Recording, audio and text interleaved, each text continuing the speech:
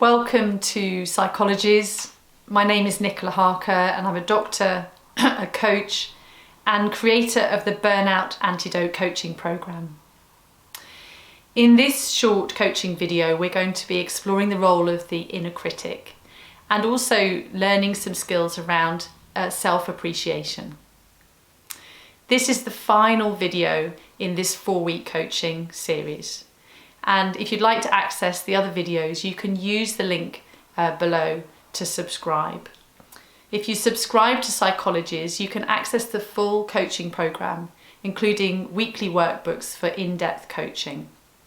So subscribe using the link below, or if you're already a subscriber, head over to the Life Leap Club page on the Psychologies website to sign up or sign in.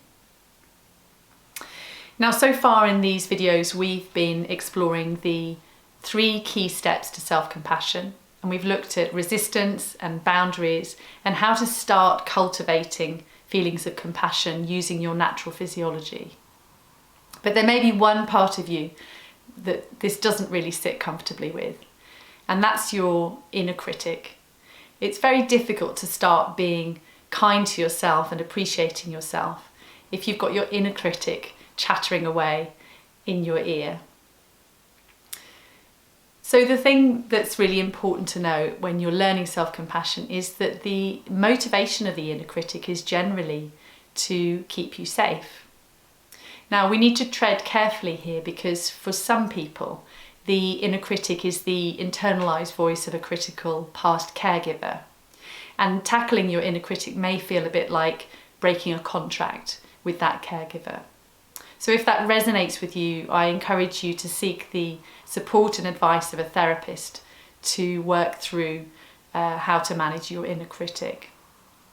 But for many people, the inner critic is motivated by a desire to be socially acceptable, to fit in, to do the right thing. And you may notice that your inner critic feels important because perhaps it stops you from being lazy or helps you to do the right thing and be caring and not selfish, or perhaps to maintain your high standards. But the problem with a powerful inner critic is that it's really deflating and demotivating. And often your inner critic is so subconscious that you're not aware of how much you're running yourself down.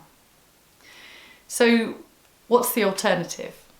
Well, self-compassion also wants to keep you safe, but it takes a different approach. Self-compassion works by motivating you to take action to make improvements for yourself rather than running you down. So in this week's coaching questions, I'm including some processes for you to consider cultivating compassionate motivation as an antidote to your inner critic.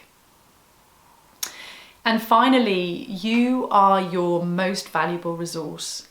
So in order to combat burnout, you will need to learn to appreciate and nurture yourself as a very valuable and important resource. So I've included some coaching processes to help you to start to cultivate some appreciation for yourself. And what's important to remember here is saying that you appreciate yourself does not mean that you're saying that you're better than other people, nor that you're perfect all of the time.